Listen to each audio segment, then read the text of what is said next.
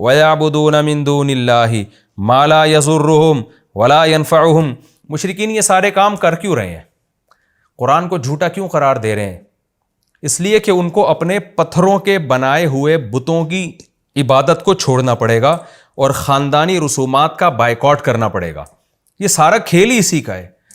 تو قرآن کہہ رہے کہ تم قرآن کا انکار کر کے سپورٹ کس نظریے کو کر رہے ہو؟ یہ بھی تو دیکھو نا. دیکھیں ایک آدمی قرآن کا انکار کرتا ہے، ویسے ہی نہیں کرتا، ویسے ہی نہیں مانتا وہ قرآن کو، یہ بھی غلط ہے. لیکن ایک انکار اس لیے کر رہا ہے کہ قرآن میں یہ کہا ہے کہ جھوٹوں پر اللہ کی لعنت، اور یہ ایک نمبر کا جھوٹا ہے یہ خود. تو ہم اس کو کیا کہیں گے؟ یار تو ایک کتاب کا صرف اس بیس پہ انکار کر رہا ہے کہ تیرے لیے جھوٹ حلال ہو جائے. جیسے آج جو ایتھیسٹ اور ملحد لوگ قرآن کا انکار کرتے ہیں، کیوں کرتے ہیں؟ اس لیے نہیں کہ ان کو قرآن کے قرآن ہونے کا یقین نہیں ہے، اس لیے کہ قرآن کی تعلیمات ان کو باؤنڈ کر دیتی ہیں. قرآن ان سے زنا چھڑوائے گا، قرآن ان سے ہومو سیکشولیٹی چھڑوائے گا، قرآن ان کو ماں باپ کا احترام سکھائے گا، قرآن ان سے شراب چھڑوائے گا، قرآن ان کو نماز کا پابند بنائے گا. تو ان کو قرآن سے دشمنی کیوں ہے؟ آپ دیکھیں نا، سب سے زیادہ ایتھیسٹ اور ملحد لوگ قرآن اور اسلام کے خلاف بولتے ہیں. آپ باقی کسی مذہب کے خلاف اتنا زیادہ نہیں بولتے. وہ وجہ کیا ہے کہ ان کی خواہشات میں سب سے بڑی رکاوٹ قرآن بنتا ہے. کیونکہ زنا پہ پابندی لگا رہا ہے، سود پہ پابندی لگا رہا ہے، شراب پہ پابندی لگا رہا ہے، جوئے پہ پابندی لگا رہا ہے، ماں باپ کے سامنے اف کرنے کی اجازت نہیں دے رہا، ان کو اولڈ ہاؤس میں جمع کرانے پر پابندی لگا رہا ہے، رشتہ داری جوڑنے پر پابندی لگا رہا ہے، اور بہت ساری عورت کو شوہر کی اطاعت کرنے پر جو ہے نا مجبور کر رہا ہے کہ عورت آزاد نہیں ہے بلکہ وہ اپنے شوہر کے احکام کی پابند ہے. فیملی سسٹم جوڑنے کی پابندی اور بہت سارے احکامات ہیں. تو ہم ایسے موقع پہ ایتھیسٹ سے کیا کہتے ہیں کہ آپ قرآن کا انکار اس لیے کر رہے ہو تاکہ زنا آپ کے لیے حلال ہو جائے. آپ قرآن کا انکار اس لیے کر رہے ہو تاکہ والدین کا جو اولاد کے ساتھ مضبوط رشتہ ہے اس رشتے میں دراڑیں پڑ جائیں. آپ قرآن کا انکار اس لیے کر رہے ہو تاکہ خاندانی نظام تباہ و برباد ہو جائے. بالکل یہی انداز قرآن کا ہے. قرآن کہتا ہے یہ قرآن کا انکار اس لیے کر رہے ہیں تاکہ یہ جو پتھروں سے تراشے ہوئے بت ہیں ان کی عبادت کو یہ جائز سمجھنا شروع کریں کلچر کی وجہ سے. تو قرآن اب ان کو اس دعوے کی طرف لے کر آتا ہے وَيَعْبُدُونَ مِن دُونِ اللَّهِ کہ تم قرآن کا انکار تو کر رہے ہو لیکن اس کے نتیجے میں کر کیا رہے ہو؟ وَيَعْبُدُونَ مِن دُونِ اللَّهِ اللہ کو چھوڑ کر عبادت کرتے ہیں مَا لَا يَضُرُّهُمْ ان معبودوں کی جو نہ ان کو نقصان پہنچا سکتے ہیں وَلَا يَنفَعُهُمْ اور نہ ان کو فائدہ پہنچا سکتے ہیں. وَيَقُولُونَ هَؤُلَاءِ شُفَعَاؤُنَا عِندَ اللَّهِ اور کہتے ہیں یہ ہیں ہمارے سفارشی اللہ کے ہاں. کیونکہ بڑے بڑے بزرگ جو اللہ والے تھے ان کے مرنے کے بعد ان کی مورتیاں بنائی ہوئی تھیں، ان مورتیوں کی عبادت کرتے تھے یہ کہہ کے کہ ان سے ان بزرگوں کی روحیں خوش ہوں گی اور قیامت کے دن یہ اللہ سے ہمیں بخشوائیں گی. یعنی ایک طرف مان بھی رہے ہیں کہ اللہ بھی ہے، اور یعنی اگر قیامت قائم ہوئی اور سزا ملی تو یہ ہمیں بخشوائیں گے. تو قرآن کہتا ہے وَيَقُولُونَ هَؤُلَاءِ اور پھر یہ عبادت بھی کرتے ہیں اور کہتے ہیں یہ ہیں شفعاؤنا ہمارے سفارشی اللہ کے پاس. قل اے نبی آپ ان سے کہہ دیجئے أَتُنَبِّئُونَ اللَّهَ کہ تم اللہ کو خبر دیتے ہو بما ان چیزوں کی لا يعلم فی السماوات ولا فی الارض جو اللہ کو خود بھی آسمان اور زمین میں معلوم ہی نہیں ہے. نہ زمین میں اس کا علم نہ آسمان میں. ظاہر ہے جو چیز اللہ کے علم میں نہیں ہے اس کا مطلب اس کا وجود ہی نہیں ہے. تو اس کی تمہارے پاس دلیل کیا ہے؟ کس نے تمہیں بتایا کہ یہ قیامت کے دن اللہ کے ہاں سفارشی کریں گے؟ جس اللہ کے پاس کریں گے سفارش کریں گے اس اللہ کو تو پتہ نہیں ہے، تو تمہیں کہاں سے پتہ چل گیا؟ سبحانہ وہ اللہ ہر عیب سے پاک ہے، وتعالی اور بلند ہے، عما یشرکون ان معبودوں سے جن کو یہ اللہ کے ساتھ شریک کر رہے ہیں. وہ شرک سے پاک ہے، عبادت میں اس کے ساتھ کوئی شریک نہیں ہے. وما كان الناس الا امة واحدة فاختلفوا یہ بھی ایک اشکال کا جواب ہے. مشرکین کہتے تھے بھائی ہم تو صدیوں سے بت پرستی کرتے چلے آئے ہیں، تو یہ بھی ہمارے برحق ہونے کی دلیل ہے کہ اصل تو بت پرستی ہے دنیا میں. یہ تو نبی صلی اللہ علیہ وسلم نے ایک توحید کا نعرہ لگا دیا اور ایک نیا دین لے کر آئے ہیں. تو انسان کی نیچر ہے وہ نئی چیز کو ایکسیپٹ نہیں کرتا. وہ کہتا ہے بھائی یہ تو انسانیت تو بہت پہلے سے چلی آ رہی ہے نا، تو پہلے تو ہمیشہ سے ہم دیکھ رہے ہیں بت پرستی چلی آ رہی ہے دنیا میں، تو یہ نئی چیز جو ہے نا وہ غلط ہوتی ہے، پرانی چیز ٹھیک ہوتی ہے. اس کا قرآن جواب دے رہا ہے وما كان الناس الا امة واحدة نہیں تھے لوگ مگر ایک امت. وہ امت کیا تھی؟ دوسرے مقام پہ قرآن میں آتے ہیں توحید پرست. فاختلفوا، بعد میں اختلاف کیا انہوں نے. اصل انسان توحید پرست ہے آدم علیہ السلام سے لے کر پھر نوح علیہ السلام، اور اس کے بعد یہ تو بعد میں دنیا میں شرک آیا ہے. شروع میں شرک نہیں تھا، سب ایک امت پر تھے، توحید پرست تھے. فاختلفوا، بعد میں لوگوں نے اختلاف کیا ہے. ولولا کلمۃ سبقت من ربک، اے اللہ جب اختلاف کیا تھا تو ان کو ہلاک کر دیتا، ان کو سزا دے کے جہنم میں ڈال دیتا، موت دے دیتا. تو قرآن کہہ رہے ہیں نا نا نا، ولولا کلمۃ سبقت من ربک، اگر وہ کلمہ نہ ہوتا جو تیرے رب کی طرف سے پہلے سبقت کر چکا ہے. وہ کلمہ کیا ہے؟ اللہ کا کلمہ ہے کہ میں سزا آخرت میں دوں گا، دنیا دار الجزا نہیں ہے. کبھی کبھار اللہ سزا دے دیتا ہے لیکن اصل میں یہ سزا کی جگہ نہیں ہے. وہ کلمہ اگر نہ ہوتا، وہ اللہ کا ایک قانون نہ ہوتا، لَقُضِيَ بَيْنَهُمْ، تو ان لوگوں کے درمیان فیصلہ کر دیا جاتا. فی ما، ان چیزوں میں، فیہ یختلفون، جن چیزوں میں لوگ اختلاف کر رہے ہیں. یعنی اس کے علاوہ بھی بہت ساری چیزیں جن میں لوگوں کا اختلاف ہے، حق اور باطل میں کنفیوژن ہے. تو اللہ کہتے ہیں کہ میں آخرت میں دودھ کا دودھ اور پانی کا پانی کر دوں گا. لیکن یہ اللہ کی طرف سے ایک پہلے سے ایک کلمہ ہے جو سبقت کر چکا ہے ہر چیز پر، جو پہلے اللہ نے لکھ دیا ہے کہ اصل فیصلہ قیامت کے دن ہوگا. وَيَقُولُونَ لَوْلَا أُنزِلَ عَلَيْهِ آیَةٌ مِّن رَّبِّهِ، یہ کہتے ہیں کہ نبی پر اللہ کی طرف سے کوئی نشانی نازل کیوں نہیں ہوتی. نشانی سے مراد فرمائشی نشانی. یہ سوال قرآن میں بہت دہرایا گیا، کیونکہ جب نبی کے معجزے آتے تھے تو پھر مشرکین وہ معجزہ ماننے کے بجائے پھر ایک اور مطالبہ کر دیتے، ایک اور مطالبہ کر دیتے کہ یہ والی نشانی دکھائیں، یہ والی نشانی دکھائیں. تو قرآن کہتا ہے فَقُلْ، اے نبی آپ ان سے کہہ دیجئے اِنَّمَا الْغَيْبُ لِلَّهِ، غیب کا علم اللہ کے لیے ہے، فَانْتَظِرُوا، لہذا انتظار کرو. کیا مطلب؟ نشانی فیوچر میں نازل ہوگی یا نہیں ہوگی یہ غیب کا علم ہے، یہ میرے پاس نہیں ہے. اللہ کوئی نیا معجزہ دکھا بھی سکتا ہے اور نہیں بھی دکھا سکتا. انتظار کرو، اس کی مرضی، دکھانا ہوگا دکھا دے گا، نہیں دکھانا ہوگا تو اس نے ویسے ہی پہلے بہت ساری نشانیاں دکھا دی ہیں. انی معکم من المنتظرین، میں بھی تمہارے ساتھ انتظار کر رہا ہوں. اب اللہ کی مرضی ہے دکھانا ہو دکھا دے گا. بعد میں بہت سارے معجزے دکھائے گئے. یہ ہمارا رکوع کمپلیٹ ہو گیا جی. اس میں جو ہمیں باتیں جو خلاصے کے طور پر میں چند پوائنٹ بیان کر دیتا ہوں. پہلی بات تو یہ کہ انسان خیر میں بہت جلدی کرتا ہے، ہر چیز کا رزلٹ چاہتا ہے فوراً ملے. وَلَوْ يُعَجِّلُ اللَّهُ لِلنَّاسِ الشَّرَّ اسْتِعْجَالَهُم بِالْخَيْرِ. قرآن میں اللہ نے بتایا کہ لوگ خیر میں جلدی جیسے طلب کرتے ہیں نا، تو اس کا مطلب انسان چاہتا ہے کہ جو کام کرے فوراً اس کا رزلٹ سامنے آئے، اس کا اچھا رزلٹ. تو یہ بھی ایک انسان کی نیچر ہے. لیکن عقل مند لوگ کیا کرتے ہیں؟ وہ صبر سے کام لیتے ہیں. اور اللہ کہتے ہیں ہم جو دنیا میں نافرمانوں کو فوراً عذاب نہیں دیتے، اس کی وجہ کیا ہے؟ کہ ہم نے ان کو چھوڑ رکھا ہے. اگر فوراً عذاب آنا شروع ہو جائیں تو کوئی بھی زندہ نہیں بچے گا. اس لیے نافرمانی پر جب عذاب نہیں آتا اس پہ کبھی بھی اترانا نہیں چاہیے. دوسرا میں کیا پتہ چلا، جب کوئی مصیبت پہنچتی ہے تو اکثر لوگوں کی عادت کیا ہوتی ہے؟ اللہ کو پکارتے ہیں، اور جب مصیبت دور ہو جاتی ہے تو ایسے بن جاتے ہیں جیسے کبھی اللہ کو پکارا ہی نہیں تھا. کَأَن لَّمْ يَدْعُنَا إِلَىٰ ضُرٍّ مَّسَّا. آج بہت سے مسلمان بھی اس آفت میں مبتلا ہیں. ٹینشن پریشانی میں اللہ یاد آ رہا ہوتا ہے اور دعائیں بھی مانگ رہے ہیں، وظیفے پڑھ رہے ہیں، اور جب ٹینشن دور ہوئی تو ایسے جیسے کبھی اللہ کو جانتے ہی نہیں ہے کہ اللہ کون ہے. اس عادت کی برائی بیان ہوئی ہے، اس سے بچنا چاہیے. اور اس میں اللہ نے بتا دیا کہ جو پچھلے لوگ دنیا سے جا چکے ہیں، اس کے بعد جب تم آئے ہو تو تم کچھ وقت کے لیے زمین میں جانشین بنے ہو. تمہاری پیدائش کا بنیادی مقصد لِنَنظُرَ كَيْفَ تَعْمَلُونَ، تمہارا عمل کیسا ہے ہم یہ دیکھ رہے ہیں. حدیث میں یہ مضمون اور زیادہ واضح ہے، ان اللہ لا ينظر الى صورکم ولا الى اموالکم. اللہ نہ تمہاری شکلوں کو دیکھتا ہے نہ تمہارے دولت کو دیکھتا ہے، ولکن ينظر الى قلوبکم واعمالکم، صرف تمہارے دل اور اعمال کو دیکھتا ہے وہ. حدیث میں اس کی تشریح ہے. اور اس سے یہ بھی پتہ چلا کہ مشرکین مکہ بار بار اصرار کیا کرتے تھے کہ قرآن چینج کر دیں یا کچھ تبدیلی کر دیں، تو نبی نے صاف بتا دیا کہ میرے بس میں نہیں ہے. تو آج جو اتحاد ادیان کے نام پہ کوششیں ہو رہی ہیں کہ مسلم، عیسائی، ہندو، ان سب کو کسی ایک پلیٹ فارم پہ جمع کیا جائے اور کچھ تھوڑی سی چینجنگ کر لی جائے، کچھ یوں کر لیا جائے، تو یہ بھی اسی کی ایک کوشش ہے. تو اس میں دیکھیں اتحاد بین الامم، یعنی مختلف قوموں مذہبوں کے درمیان اتحاد اگر اس طور پر ہو کہ ان میں جھگڑے ختم ہو جائیں، ایک دوسرے پہ ہوٹنگ ختم ہو جائے، تو اس کا تو اسلام بھی قائل ہے.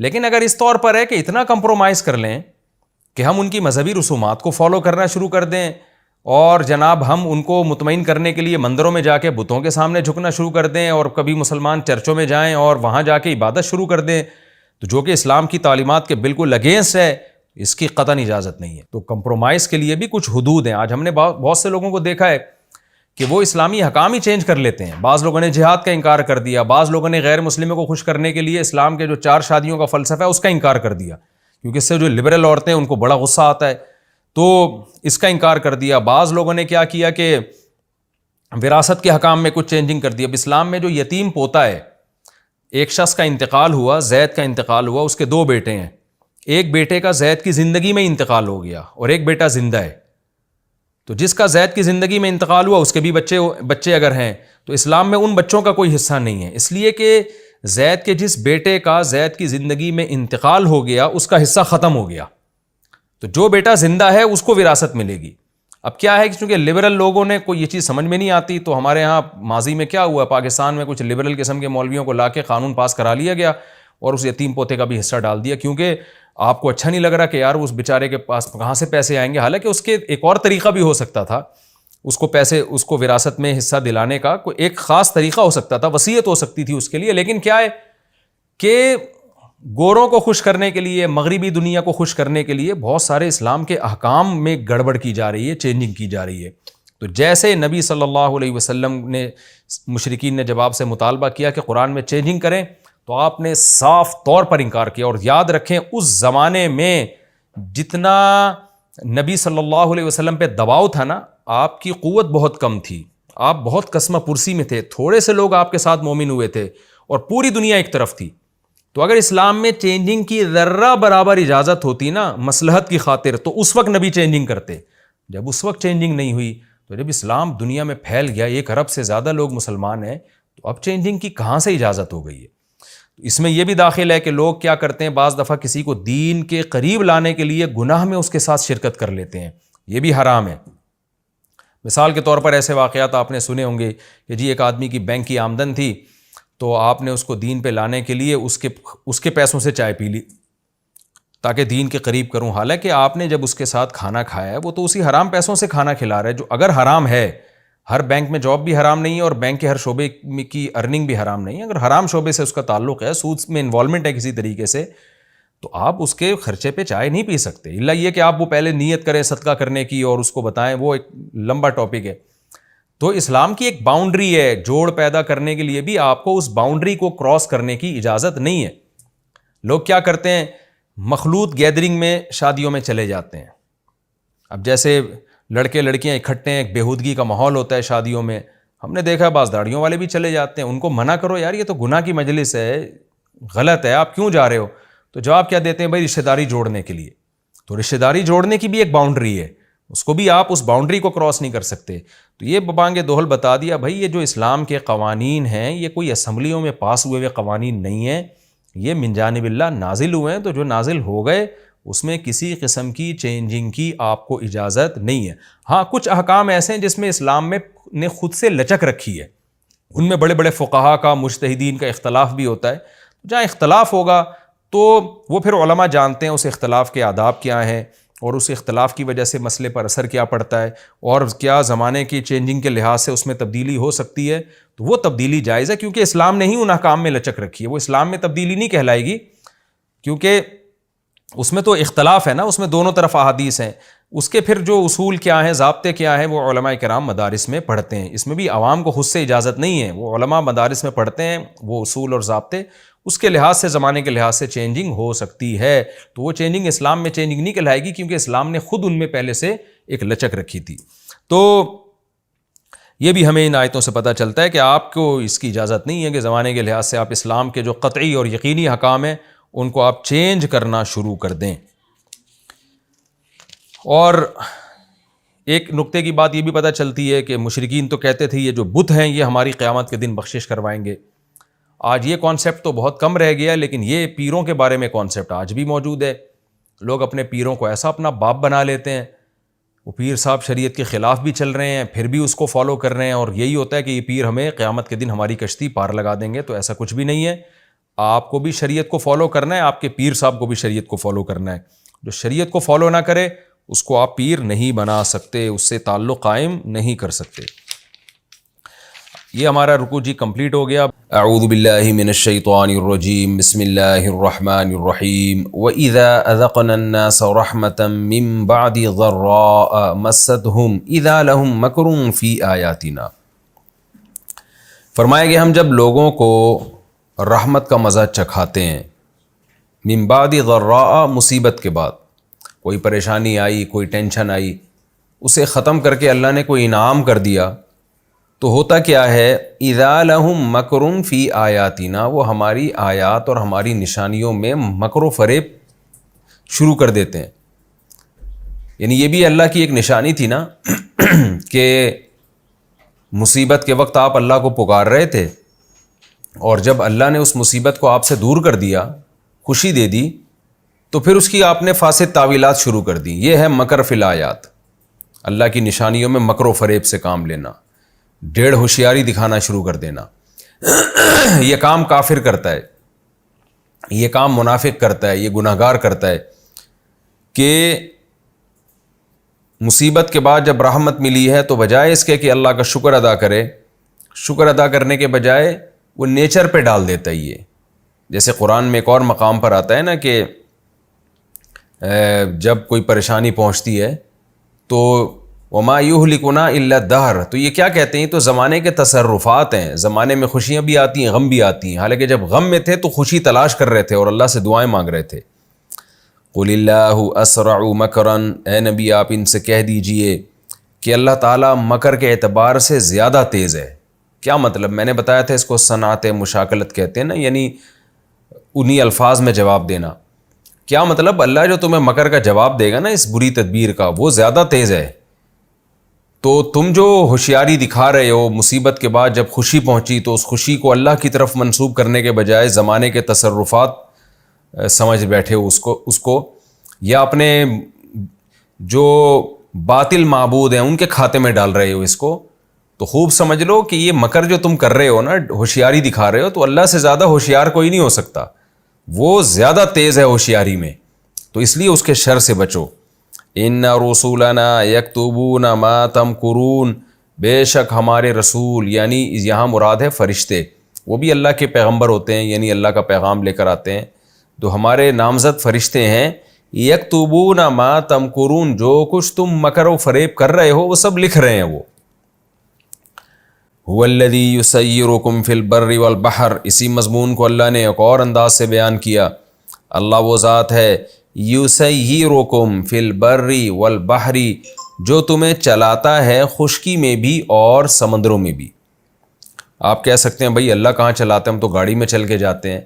تو دیکھیں قرآن کے مزاج کو سمجھیں، وہ کام جو ہم خود کرتے ہیں اللہ ان کی نسبت بھی اپنی طرف کرتا ہے، کیونکہ وہ وسائل پیدا اللہ نے کیے ہیں۔ ہم اگر یہاں اونٹ پہ بیٹھ کے سفر کرتے ہیں تو قرآن کہتا ہے افلا ینظرون الی الابل کیف خلقت، دیکھتے نہیں اونٹ کو کیسا بنایا گیا ہے۔ آج کے دور میں ہم اگر ٹرینوں میں بسوں میں سفر کر رہے ہیں تو یہ بسوں میں جتنی چیزیں آپ کو نظر آئیں گی یہ ساری قدرتی ہیں، یہ لوہا زمین سے نکلا ہے، اس میں ڈیزل زمین کی رگوں میں دوڑ رہا ہے جو ماہرین نے نکالا ہے وہاں سے، تو سب کچھ اللہ کا بنایا ہوا۔ اسی طرح قرآن مجید یہ بھی کہتا ہے کہ ہم نے زمین میں راستے پیدا کر دیے ہیں، ٹریولنگ کو آسان کر دیا۔ اللہ زمین کو ایسا بنا سکتے تھے کہ ایسے پہاڑ ہوتے کہ ان میں راستوں کا کاٹنا اور بننا ممکن ہی نہ ہوتا، تو یہ بھی نہیں ہے۔ وَسَلَكَ لَكُمْ فِيهَا سُبُلًا، قرآن کہتے ہیں اس نے ایسے راستے بنا دیے۔ ہم حیران ہوتے ہیں ہم جب پہاڑی علاقوں میں جاتے ہیں تو پہاڑوں کے کنارے پر نا روڈ بنے ہوئے ہیں۔ میں وہاں کے مقامی بوڑھے لوگوں سے پوچھتا تھا جو پہاڑی علاقوں میں جب بھی میں جاتا ہوں کہ آج گاڑیاں ہیں، پہلے آپ یہ سفر کیسے کرتے تھے، یہ راستے تھے؟ وہ کہتے ہیں یہ راستے صدیوں سے ہیں، انہی راستوں کو بڑا کر کے پھر روڈ بنائے گئے ہیں، لیکن یہ راستے قدرتی طور پر صدیوں سے بنے ہوئے ہیں۔ یعنی کہہ رہے ہیں ہمارے باپ دادا ان راستوں پہ اونٹوں پہ گھوڑوں پہ سفر کیا کرتے تھے، گدھوں پہ سفر کیا کرتے تھے، پیدل سفر کیا کرتے تھے۔ پیدل کے بھی الگ راستے بنے ہوئے ہیں، سواریوں کے بھی۔ یہ قدرتی طور پر اللہ نے ایسا نظام بنایا ہے کہ زمین کو ہمارے لیے مسخر کر دیا تاکہ انسان پوری زمین سے فائدہ اٹھا سکے۔ تو اسی لیے جب زمین میں چلنے کی نسبت آتی ہے کہ زمین میں ہم چلتے ہیں تو وہ اللہ اپنی طرف نسبت کرتا ہے کہ تم نہیں چلتے، اللہ تمہیں چلاتا ہے، یہ وسائل اللہ نے پیدا کیے۔ اسی طرح سمندر کو اللہ نے مسخر کیا، قرآن میں یہ مضمون بھی بہت جگہ پر ہے کہ وہ تمہیں سمندروں میں چلاتا ہے.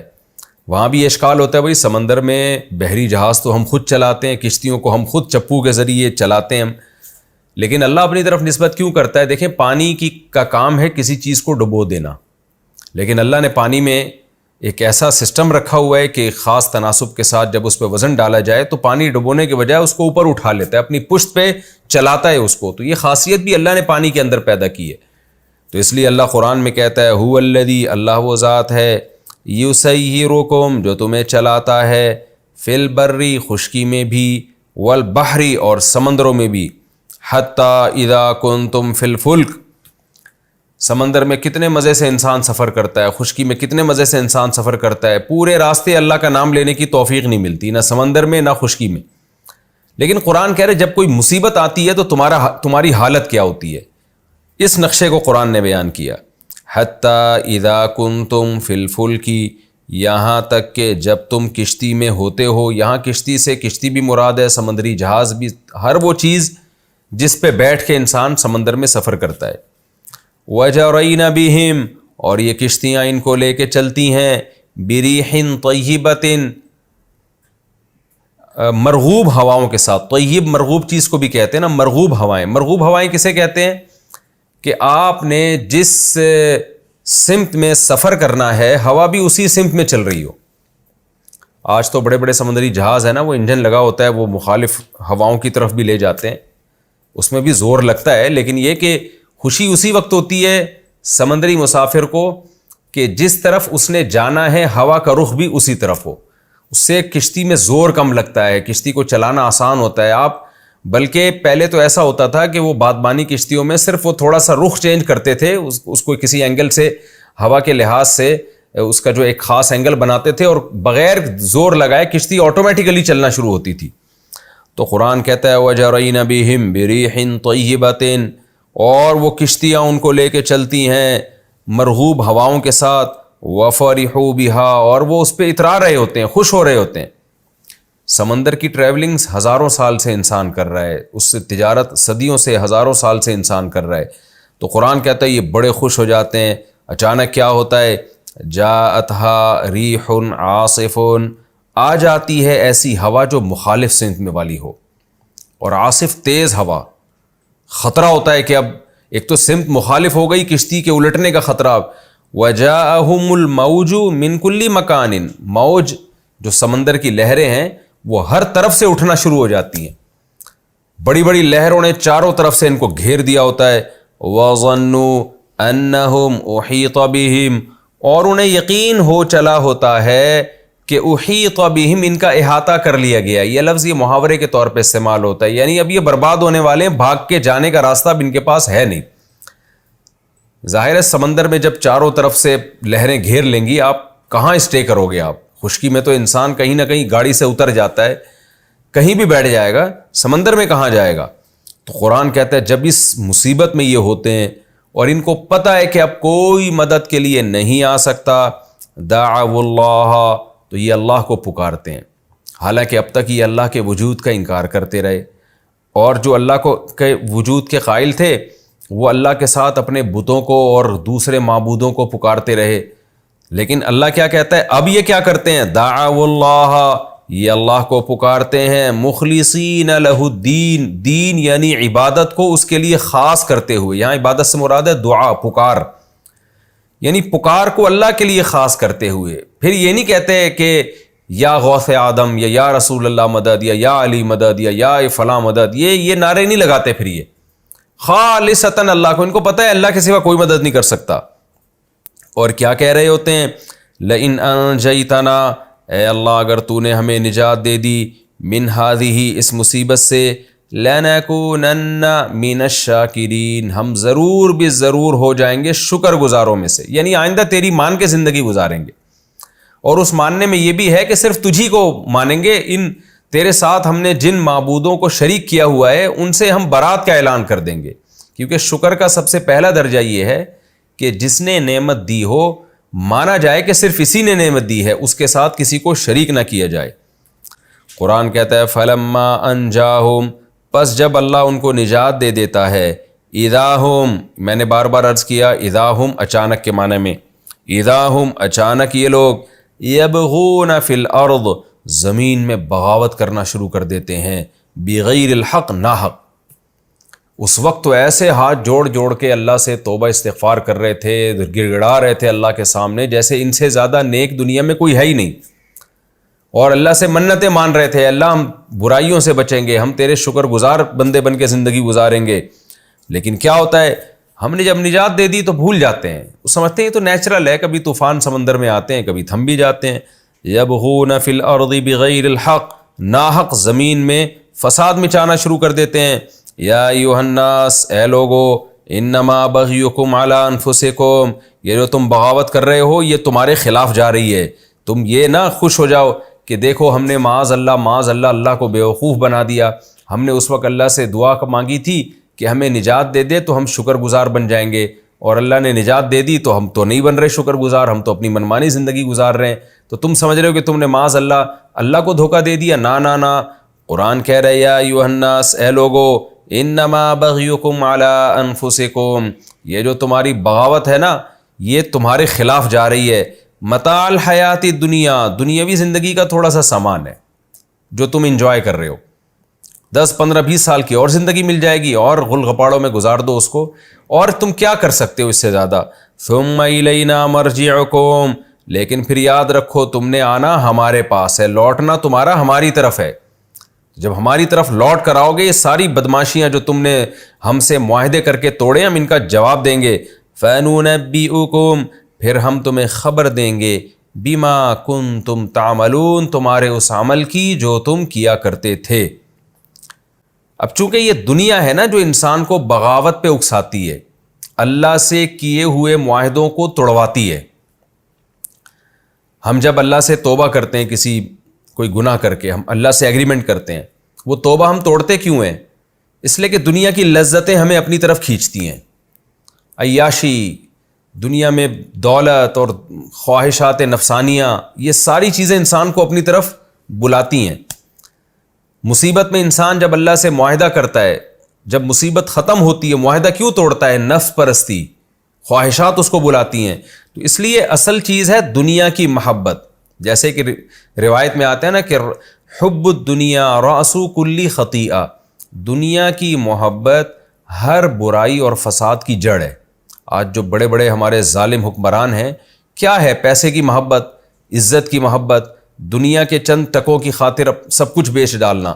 تو اللہ فرماتے ہیں کہ یہ جو دنیا ہے نا جس سے تم نے دل لگا لیا ہے، اس کی وجہ سے تم اللہ سے غافل ہو۔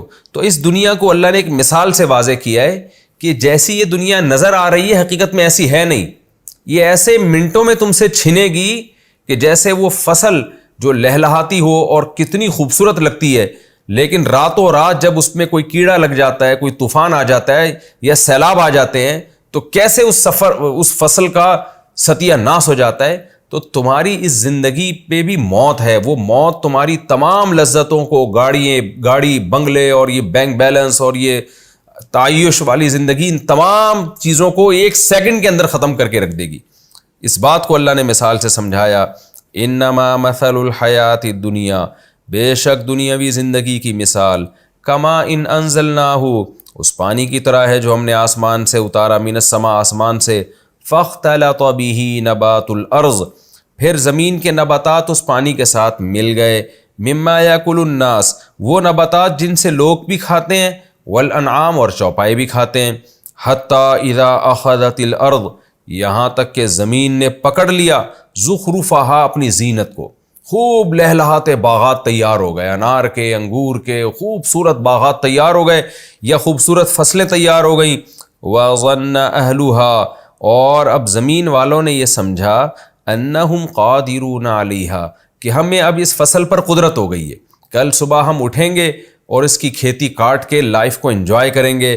لیکن ہوا کیا؟ اتاہا امرنا، ہمارا حکم آ گیا اس کھیتی کے پاس، لیلاً او نہاراً، رات میں یا دن میں، فجعلناہا حصیداً، ہم نے اس کو کٹا ہوا بنا دیا، تباہ کر دیا ہم نے اس کو۔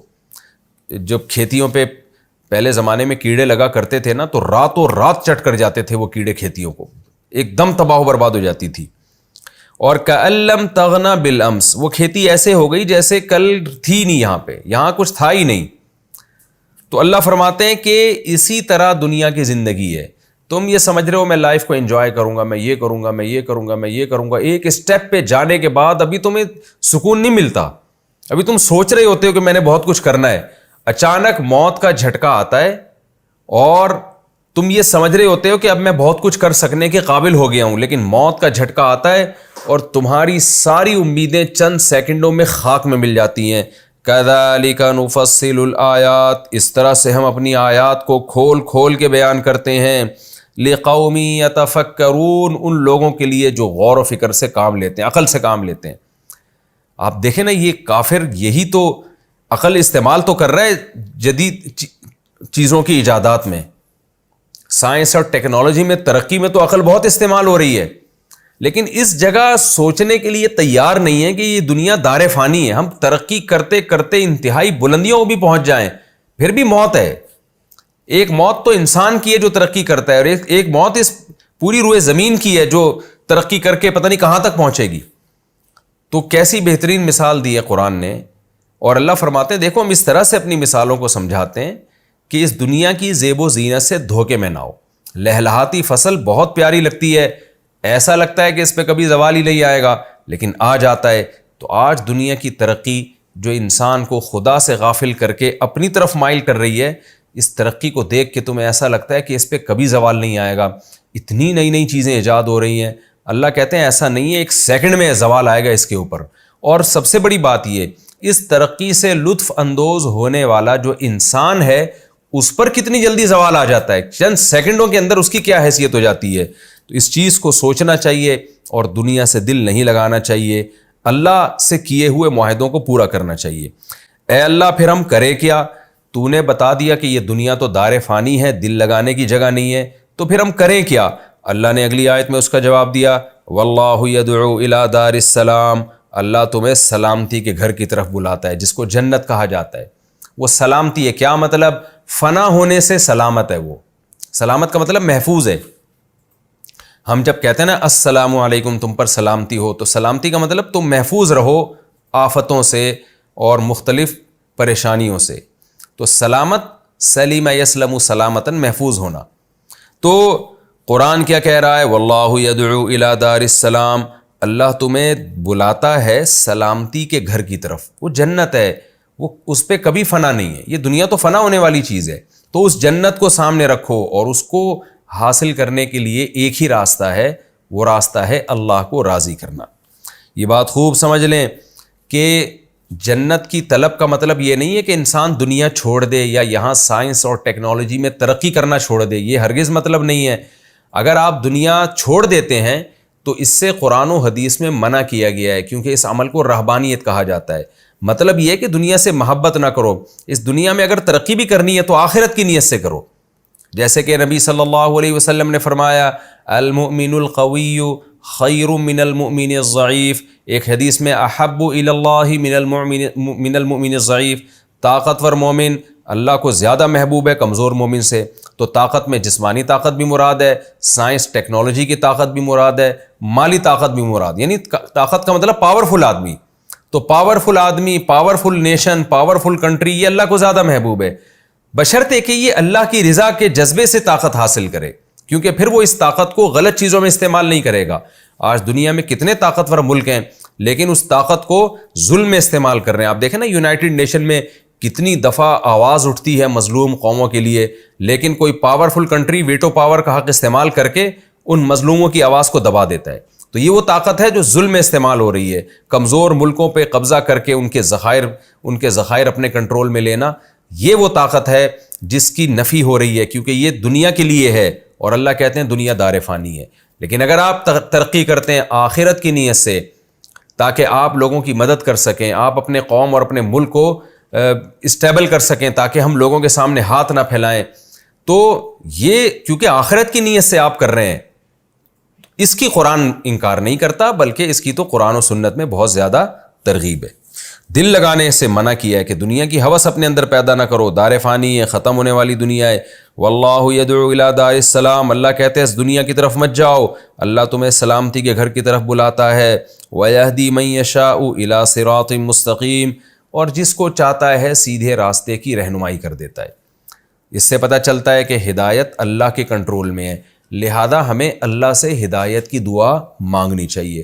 اور قرآن میں دوسرے مقام پہ بار بار قرآن کہتا ہے کہ جس کے دل میں چاہت ہوتی ہے، جو چاہتا ہے سیدھا راستہ ملے، اللہ اس کو سیدھا راستہ دکھا دیتا ہے۔ للذین احسنوا، وہ لوگ جو اچھا عمل کریں گے ان کے لیے الحسنی، اچھائی ہے۔ یعنی اللہ تمہیں جنت کی طرف بلا رہا ہے، تو جنت کی طرف جانے کا راستہ کیا ہے؟ وہ قرآن بتا رہا ہے کہ احسنوا، اچھا عمل کر لو، برائی سے اپنے آپ کو بچاؤ، نیکیوں کی کثرت کرو، تو یہ اچھا عمل کہلائے گا۔ ہاں، یہ ایک اہم بات ہے کہ اچھائی کو خود ڈیفائن نہیں کرنا، برائی کو خود ڈیفائن نہیں کرنا۔ اللہ تمہیں خود قرآن و سنت میں بتا دے گا کہ اچھائی کی ڈیفینیشن کیا ہے اور برائی کی ڈیفینیشن کیا ہے، کیونکہ آج تو بہت ہی گندے پلید اعمال کو بھی لوگوں نے برائی کی فہرست سے نکال لیا ہے۔ آج پڑھی لکھی دنیا شراب کو برائی نہیں سمجھتی، آج پڑھی لکھی دنیا کے دانشور زنا کو برائی نہیں سمجھتے، آج دنیا کے دانشور ہومو سیکشولیٹی کو برائی نہیں سمجھتے، تو لیکن اللہ نے ان سارے اعمال کو برائی قرار دیا ہے۔ تو اس لیے قرآن کہہ رہے ہیں جو اچھا عمل کریں گے، کیا مطلب؟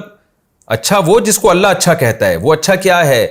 ایک خدا کا قائل ہونا، اس کی عبادت کرنا، رشتہ داری جوڑنا۔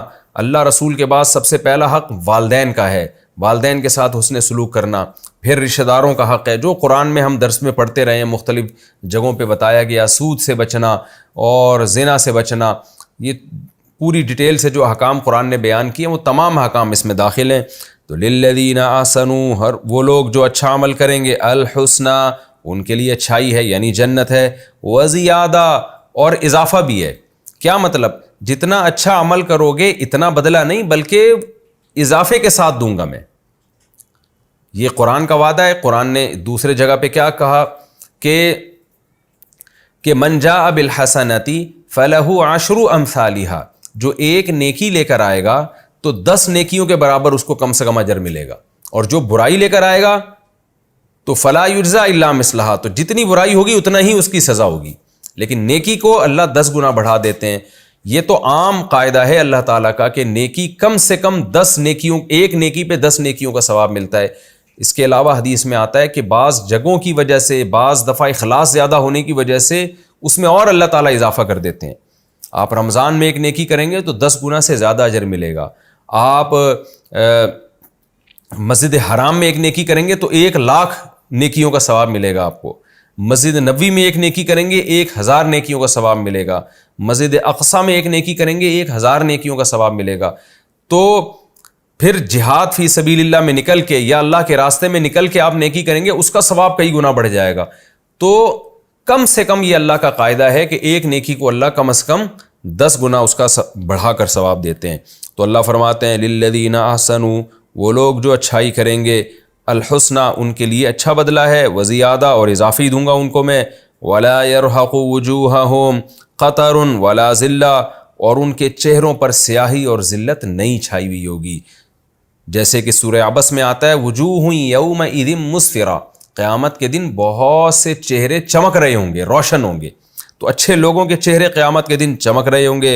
اولئک اصحاب الجنہ، یہ ہیں جنت والے لوگ، ہم فیہا خالدون، اور اس میں ہمیشہ ہمیشہ رہیں گے، کیونکہ دنیا کی مثال اللہ نے کیا دی؟ فنا ہونے والی، اچانک ختم ہوتی ہے۔ تو اس لیے اللہ جنت کی کو ڈیفائن کر رہا ہے، کیا کہہ رہا ہے؟ ہم فیہا خالدون، یہ اس جنت میں ہمیشہ رہیں گے،